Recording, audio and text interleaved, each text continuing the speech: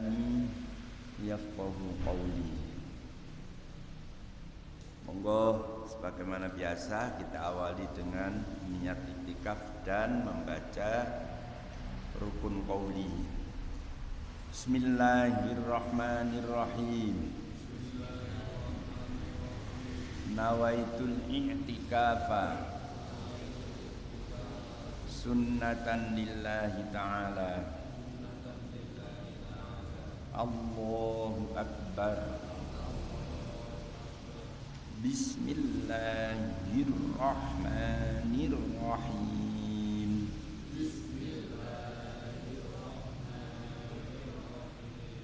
Alhamdulillahi rabbil alamin.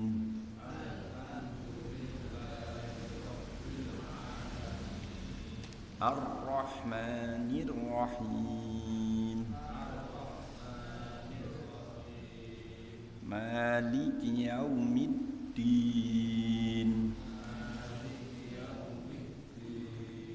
Iyyaka na'budu wa iyyaka nasta'in.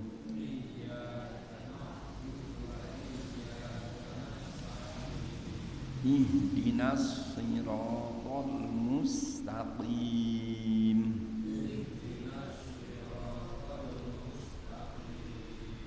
Siratal ladzina an'amta 'alaihim ghairil maghdubi 'alaihim waladdallin.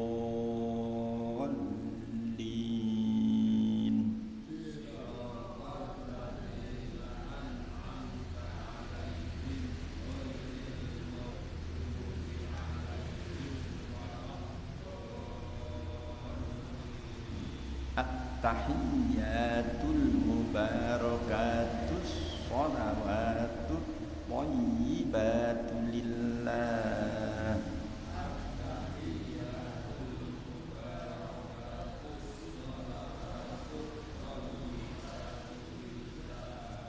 Assalamu alayka ayyuhan nabiyyu wa rahmatullahi wa barakatuh.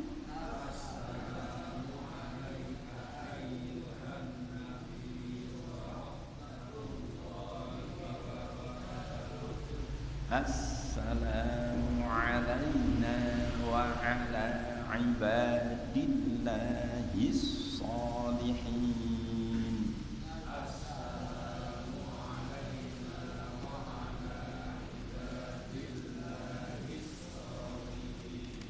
Ashhadu an la ilaha illallah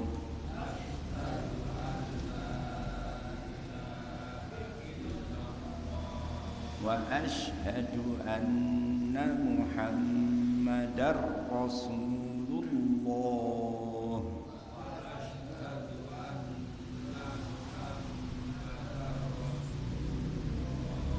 Allahumma salli ala Muhammad.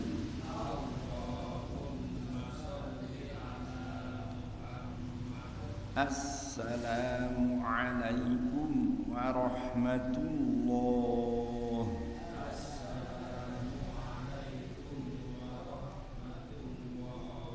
Bismillahirrahmanirrahim. Kita lanjutaken masalah syarat sae salat sing nomor 3.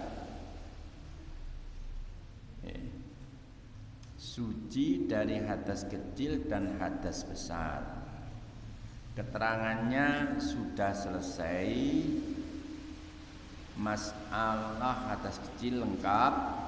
Masalah hadas besar perlu ditambahkan hal-hal yang diharamkan bagi orang yang menanggung hadas besar. Apa saja? Niki hadas besar haram bagi orang yang junub. Hadas besar itu segala sesuatu yang bisa mewajibkan mandi besar. Kemarin sudah keterangannya. Di antaranya bersetubuh, yang nomor 2 keluar air sperma.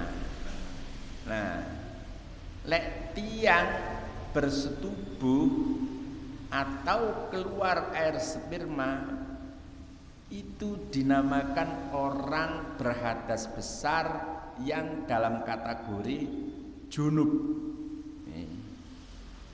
Lah, bagi orang yang junub ini sebelum mandi besar maka diharamkan 6 hal. 1. Sholat, 2. Tawaf, 3. Menyentuh Al-Quran, 4. Membawa Al-Quran, 5. Berdiam di dalam masjid, karena Nabi bersabda, la ukhillul masjida lihaidin au junubin, rawahu Abu Dawud wa sahahahu Ibnu Huzaimah. Saya tidak menghalalkan masjid untuk ditempati orang yang haid dan atau junub. Nomor 6, haram membaca Al-Quran.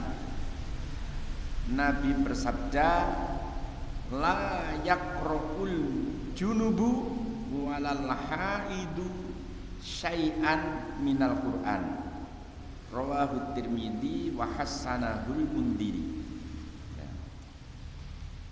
Artinya orang yang sedang junub dan orang yang sedang haid dilarang membaca Al-Quran. Jadi kula baleni hal-hal yang diharamkan bagi orang junub. Orang junub itu orang yang berhadas besar yang bagaimana? Orang yang berhadas besar yang ditimbulkan dari setubuh dan keluar air sperma. Ini disebut orang yang berhadas besar dan dikatakan junub. Lah, orang yang demikian ini haram 6 hal. 4 haram bagi orang hadas kecil, ditambah lagi 2, yaitu berdiam dalam masjid dan membaca Al-Quran. Lek yang hadas kecil kan gak oleh nyekel Quran, gak oleh nggawa Al-Quran. Cuma bagi orang yang hadas benar, yang hadas besar, yang junub ini ditambah lagi haram berdiam dalam masjid dan haram membaca Al-Quran.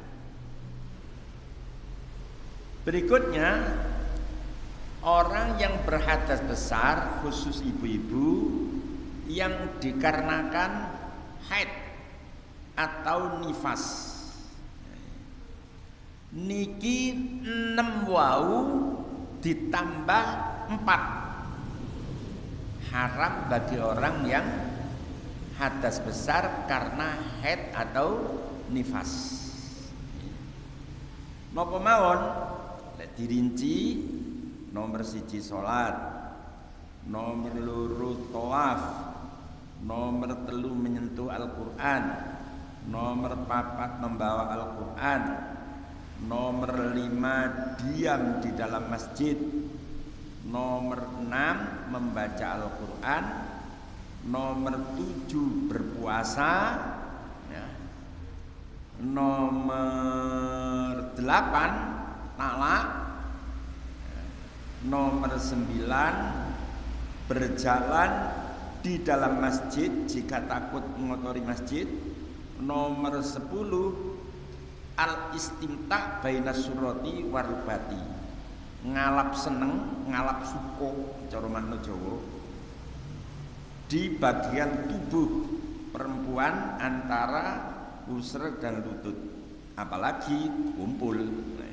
seneng-seneng tok mawon golek, mboten oleh nggih. Niki. Adapun dasarnya orang perempuan tidak boleh puasa, ini ada sebuah hadis yang diriwayatkan oleh Siti Aisyah, kana yusibuna ail haid fa nu'maru bi qada'is shaumi wala nu'maru bi qada'is shalah. Jadi tidak boleh puasa, cuma wajib qada. Terus dasare tidak boleh bermain-main atau bersenang-senang di antara bagian lutut, bagian tubuh antara lutut dan pusar. Niki dawuh Kanjeng Nabi, suila amma yahillu lirrajuli min imraatihi wa hiya haidun faqala ma fawqal izar. Intinya kalau baleni malih, kira nek mboten paham panjenengan tanglet, haram bagi orang hadas besar yang dalam istilah junub, yakni karena bersetubuh atau keluar mani, haram 6. Salat, tawaf, menyentuh Al-Qur'an, membaca Al-Qur'an, berdiam di dalam masjid, terus membaca Al-Qur'an. Kula baleni, salat, tawaf, menyentuh Al-Qur'an, membawa Al-Qur'an, membaca Al-Qur'an, dan diam di dalam masjid. 6. Terus haram bagi orang yang haid atau nifas, tambah 4. 6 ini tambah 4. Nopo tambahane? Tambahane siji nggih tambahane nomor 7 poso. Haram berpuasa bagi orang haid dan nifas. Nomor 8 tolak. Kenapa haram ditalak dalam keadaan haid? Karena memperpanjang waktu iddah. Tiang yang sedang haid tolak niku kanggene tiyang wedok sing masih menstruasi itu kan 3 sucian. Wal mutallaqatu yatarabbasna bi anfusihinna thalathata quru. 3 sucian. Lalu ditolak dalam keadaan haid malah panjang iddahnya.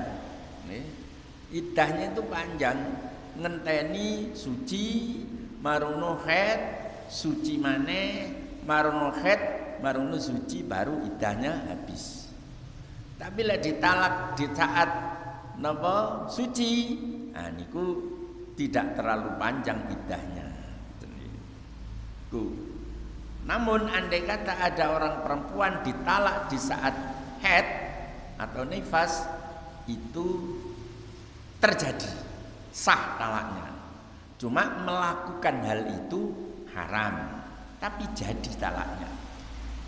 Iku sebabnya talak diharamkan di saat haid. Terus tadi dikatakan di saat haid haram membaca Al-Qur'an. Masa haid itu kan lama, bisa jadi umumnya seminggu, paling lama 15 hari. Di saat seminggu atau 15 hari ini kan mungkin orang perempuan membaca secara tidak langsung membaca Al-Qur'an. Mungkin maca bismillah, mungkin maca innalillah, mungkin maca alhamdulillah, yang semua itu Quran. Bismillah ini Quran, surat Naml dan keliru. Ada ayat yang berbunyi innahu min Sulaimana wa innahu bismillahirrahmanirrahim. Berarti maca bismillah itu Quran. Lah ibu-ibu badhe dahar mesti maca bismillah. Umume lak ngoten nggih. Maca bismillahirrahmanirrahim. Mari mangan maca alhamdulillahil alamin. Quran kabeh. Kesandung maca innalillahi wa inna ilaihi rajiun. Niku nggih Quran. Sering kula waca lek biasa ngekei terangan masalah jenazah. Ada ayat yang berbunyi walanabluwannakum bisyai'im minal khaufi wal ju'i wa naqsim minal amwali wal anfusi wath thamarat wa basyiris sabirin alladzina idza asabathum musibah qalu inna lillahi wa inna ilaihi raji'un. Berarti Quran ini ulaika alaihim salawatun min rabbihim wa rahmah wa ulaika humul muhtadun. Jadi Quran innalillahi wa inna ilaihi raji'un. Lah ibu-ibu waktu men kesandung innalillahi utawa kena musabih apa mboten mesti nggawa piringi rutuh apa lopo mesti kan innalillahi wa inna ilaihi raji'un. Itu Quran. Padahal tadi diharamkan membaca Al-Quran. Lah niku carane mboten diniati maca Al-Quran. Diniati zikir. Jadi lek diniati zikir mboten napa-napa. Yang penting dalam hati kita ndak niat membaca Al-Quran. Pun niku yang menyangkut hadas besar. Pun keterangannya komplit. Hadas besar itu apa saja, cara menghilangkan bagaimana, pun pelajaran yang kemarin. Terus kita tambahkan hal yang diharamkan bagi orang yang menanggung hadas besar sebelum mandi besar. Ini kiwau keterangannya. Berikutnya kita lanjutkan nomor 4 syarat sahnya sholat suci badannya dan pakaiannya dan tempatnya dari najis. Niki perlu saya jelaskan terlebih dahulu tentang najis. Sebab kita harus suci dari najis lah. Najis niku nopo wae. Najis niku kathah jumlahe enten 11 ya. Kurang lebih 11. Nomor 1 anjing. Anjing, asu itu najis mughalladhah. Karena Nabi dawuh tahuru ina'i ahadikum idza walagha fihil kalbu ayyadsilaha sab'a marratin ulahuna biturab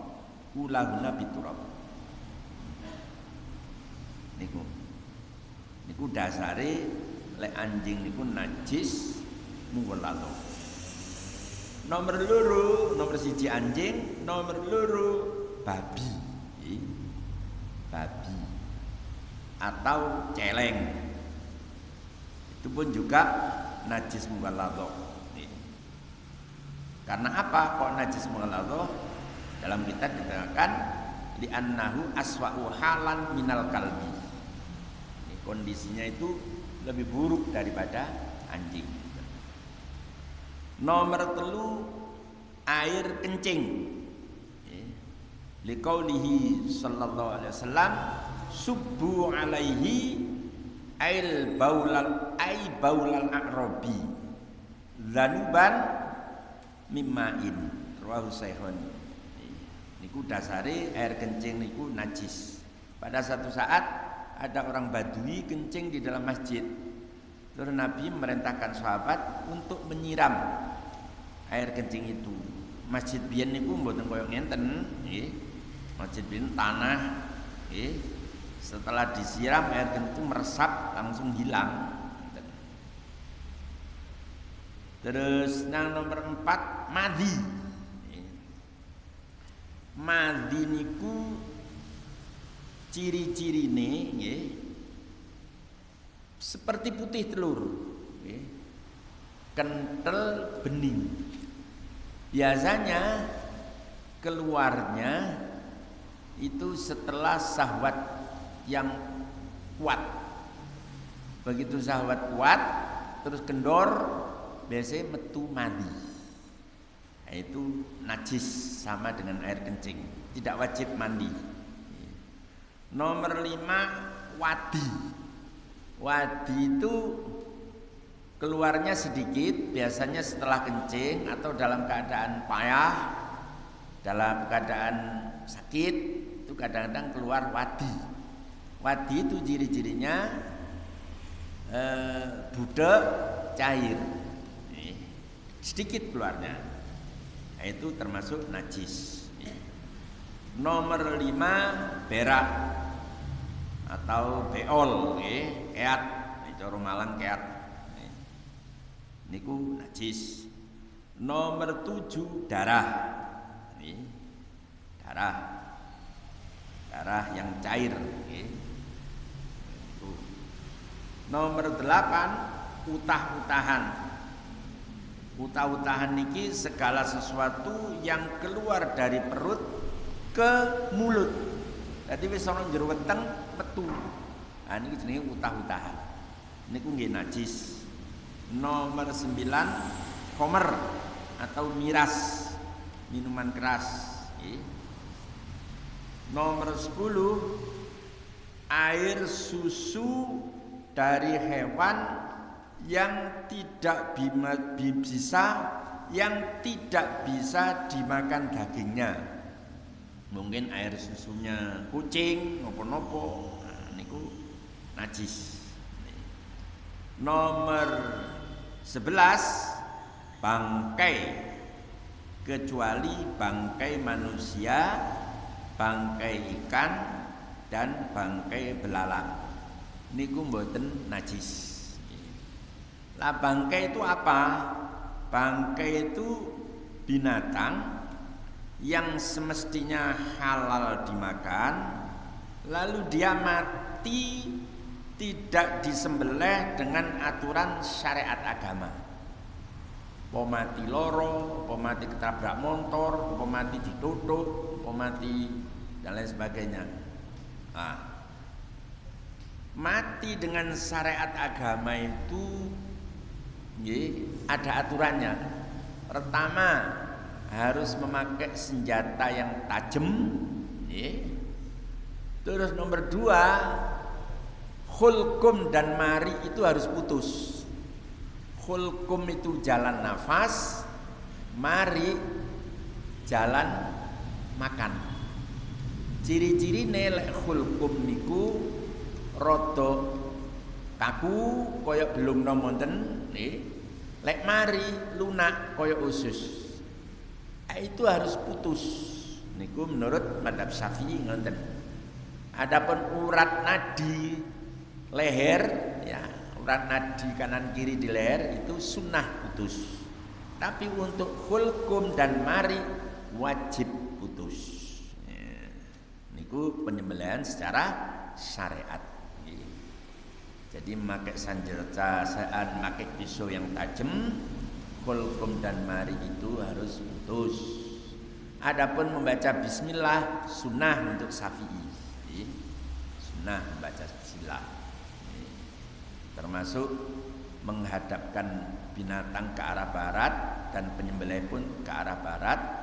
Itu semua sunnah. Yang penting khulkum dan mari ini harus putus. Nah niki kanggene binatang nopo yang seperti ayam, mentok, banyak, bebek dan lain sebagainya sejenis itu, khulkum dan mari itu bisa berubah dari posisinya. Rada angel niku. Tapi lek wedhus, sapi dan lain sebagainya sebangsa itu, khulkum dan mari itu posisinya tidak berubah, sehingga lebih mudah untuk memutuskan khulkum dan mari. Asal pisaunya tajam, kita gorok, ya mudah itu hulkum dan mari itu putus. Tapi justru PT ngangel nih, hulkum dan mari itu bisa berubah posisinya ke belakang. Jadi kalau ndak ngerti teori ini, mungkin kemungkinan besar hulkum ndak mari itu ndak putus. Makanya sering saya praktekkan, niki saumpama ndase PT, ndase PT niku dicekel ndase hulkum dan mari itu di sini didangdangi driji, ya, baru dipotong. Lek dicekel ndase tok, hulkum dan mari ini ndak didangdangi driji, cekel ndase tok, hulkum dan mari ini mubeng, kan gen mburi. Jadi hulkum dan mari itu bisa ke belakang, sehingga yang putus itu hanya leher, tapi hulkum dan mari mboten pedot. Nah itu sering terjadi. Saya pernah buktikan, saya pernah beli kepala ayam di Gadang 10 untuk saya buat Kentucky. Ternyata saya cek dari 10 itu yang putus hulkum marinya 4, yang 6 tidak putus. Kalau buang tengkali, saya yakin saya punya pemahaman hulkum dan mari harus putus. Kalau tidak putus berarti ya bangkai. Nah, niku angele mbeleh pitik dan sejenis. Makanya sering saya sampaikan, dulu saya masih kecil, mbeleh pitik niku mesti ngongkon Pak Mudin. Jadi dulu Mudin itu ngerti hal demikian itu. Makanya diarani Mudin itu kan Imamuddin asali. Cuma dipek nisore tok dadi Mudin. Nah, kita orang awam ndak berani mbeleh pitik jaman kula sik cilik biyen. Dan betul beleno gona Mudin mbeleh. Karena ya itu angel. Makanya kita perlu ketahui, jadi ya dibeleh dhewe, cuma yang penting hulkum dan mari itu putus. Itu penjelasan masalah bangkai. Kecuali bangkai ikan. Ikan niku mboten enten dibeleh niku. Di Gadang niku bangkai ikan sak bajek. Kan sing dibeleh. Nah itu termasuk perkecualian. Terus penjelasan masalah tempat sholat. Tadi kan diterangkan syarat sahnya sholat itu harus suci dari najis, tempatnya, pakaiannya, dan badannya. Tempat sholat niku tempat yang tersentuh anggota tubuh atau pakaian orang yang sholat di saat sujud, itu tempat sholat. Jadi yang dimaksud tempat sholat itu tempat yang tersentuh badan atau pakaian orang sholat di saat sujud. Jadi saumpama panjenengan sholat ten mriku, ndek mriki enten najis, mboten masalah. Jadi bukan tempat tuh harus keseluruhannya masjid ini suci dari najis, enggak. Ya, tapi ya kita usahakan karena tempat untuk sholat. Cuma yang dimaksud tempat sholat itu, ya, yang tersentuh badan atau pakaian di saat sujud. Makanya kalau sholat jenazah itu tidak pakai sujud. Tempatnya sholat di mana? Tempatnya sholat yang diinjak kaki itu saja. Nggih sak delamaan niku tempatnya sholat. Nih, masih nek mriku enten najis, pokoknya sing diinjak kaki itu tidak najis, nggih berarti tempat sholatnya suci dari najis. Sehingga apa rahasianya orang yang sholat di kuburan atau di tempat lain ya, yang bukan tempat khusus suci, itu sandalnya dilepas. Karena begini, kalau tidak dilepas sandalnya, kalau tetap dipakai, berarti itu pakaian bukan tempat.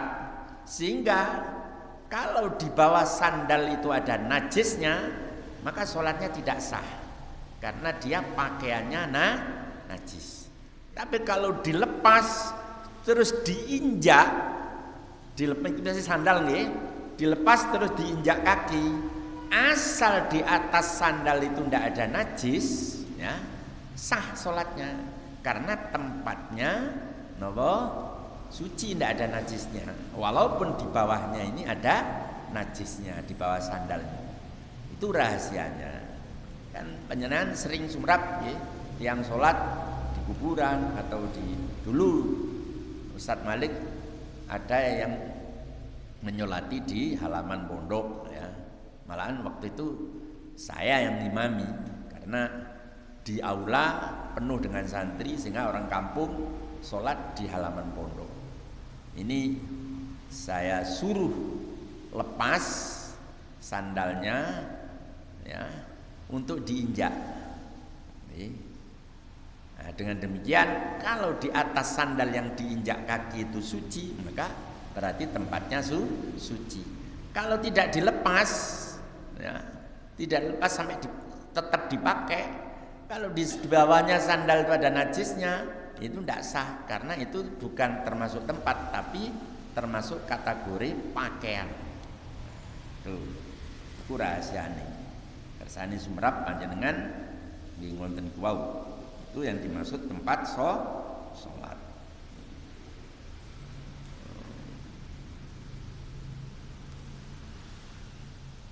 Pun niku dhisik nggih. Niki waktune pun katen tek. Mungkin ada pertanyaan, monggo sing ngopo kula sampaiaken wau. Yen lek bahas masalah kelanjutane rada dawa niki. Rada dawa. Niki waktune pun kirang pinten? Waktune kirang 7 menit. Kirang 7 menit. Yen kuwatir kedawan mungkin bahasane. Mungkin enten pertanyaan? Nggih. Iki masalah suci. Nggih. Kenapa hukumnya bersuci? Ya napa? Berkuda.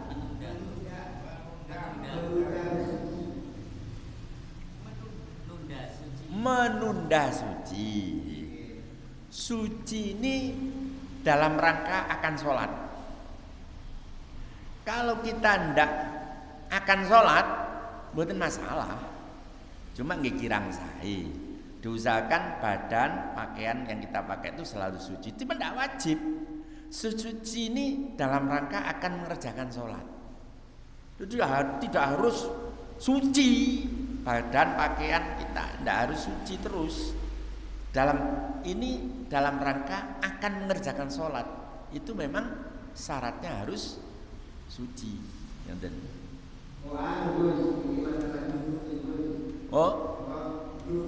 Oh junub.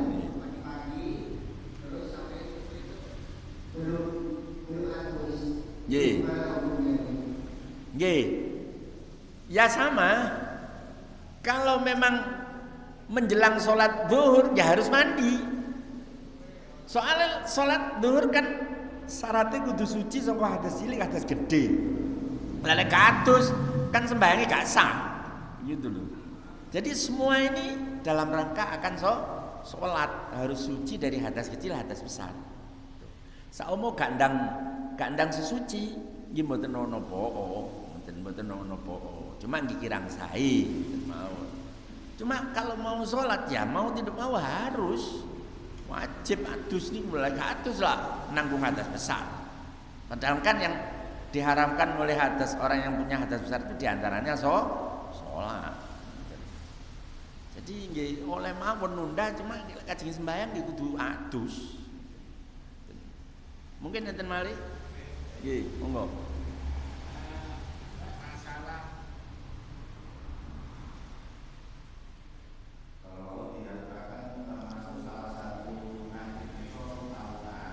Napa? Utah-utah. Nggih. Apakah termasuk utautan itu air liur? Nggih. Yang kedua, masalah motong hewan. Napa? Motong hewan. Nggih. Jadi doakan kita mau kan sulit.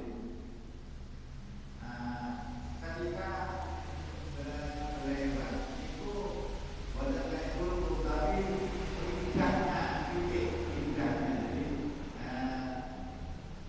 yang dilatih. Yang kedua, yang kalau di pasar-pasar itu banyak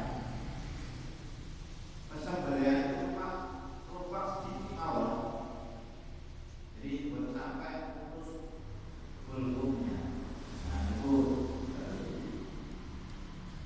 Begini, masalah air liur, kalau itu kita yakin tidak keluar dari perut, keluar dari rongga-rongga mulut, dari saraf-saraf kepala, itu tidak najis. Jadi walaupun bentuknya air liur, kalau kita yakin itu tidak keluar dari perut, buatan najis. Mungkin kita waktu sembahyang Jumat itu biasa ngantuk nih. Mula sembahyang Jumat mesti ngantuk, heran. Semari turu sih ngantuk tidur terus sampai ndawa sret. Kata kita yakin air liur itu bukan dari perut, buatan najis. Tetapi kalau kita yakin air liur itu keluar dari perut, maka najis. Termasuk gumo. Gumo niku nggih ngoten, kalau kita yakin keluar dari perut, najis. Gumo nek senes utah-utane cuma gumo merok. Nah, ngoten niku. Tetapi kalau dahak, riak yang mungkin dari dada, atau mungkin dari hidung, rongga hidung, atau mungkin yang agak ke dalam dari dada, itu pun tidak najis. Mereka kan dodok gorokan riak, ngoten nggih. Nah, selama apa itu diyakini tidak dari perut, itu tidak najis, termasuk air liur. Niku jawaban kula kaya ngoten niku. Mungkin bisa dikoreksi kembali. Terus napa wau nomor kali? Oh, beleh pitik. Beleh pitik niku mestinya hulkum dan mari. Ternyata lidah. Lah niki kula sik sanksi niku. Apa lidah itu termasuk kategori hulkum apa tidak? Kalau termasuk kategori hulkum, ya tidak masalah, itu sah. Tapi kalau tidak termasuk kategori hulkum, ya mboten sah. Yang nomor 3, kita sering beli di pasar pitik yang cuma luka saja, gitu, mboten putus, mek rantas, gampangane ndak putus cuma rantas. Nah itu sebagaimana saya terangkat tadi, itu saya beli Kentucky ndak ndase pitik kayak Kentucky niku tidak putus cuma rantas tok. Ya akhirnya saya kan ragu karena keterangan di kitab harus putus del itu. Kalau rantas itu saya masih ragu sehingga saya buang itu. Dak mayuribuk ila mala yuribuk. Tinggalkan sesuatu yang meragukan untuk menjauhi hal-hal yang satu yang tidak meragukan. Jadi selama ragu, kalau ragu kula buang. Karena saya baca di kitab itu hulkum dan mari itu harus putus del, tidak sekedar rantas. Niku nggih mulane ngati-ngati nggih. Andai kata panjenengan beleh nggih sret ladinge kelandepen, ndase putul. Nggih saumpama niku sah, cuma makruh. Tapi sah. Karena di situ hulkum dan mari betul-betul sudah putus. Niki ndek waktu. Pun nggih. Mugi napa sing kita pelajari nambahi ilmu sing manfaat. Mugi kita ditambahi umur, rezeki, ilmu, patah, manfaat, barokah, sihah wal afiyah lahir batin. tetap iman Islam husnul khotimah. Amin ya rabbal alamin. Moga kita doa bersama. Allahumma inni astaudiuka ma 'allamtanihi fardudhu ilayya inda hajati ilaihi wala tansanihi ya rabbal alamin. Assalamualaikum warahmatullahi wabarakatuh.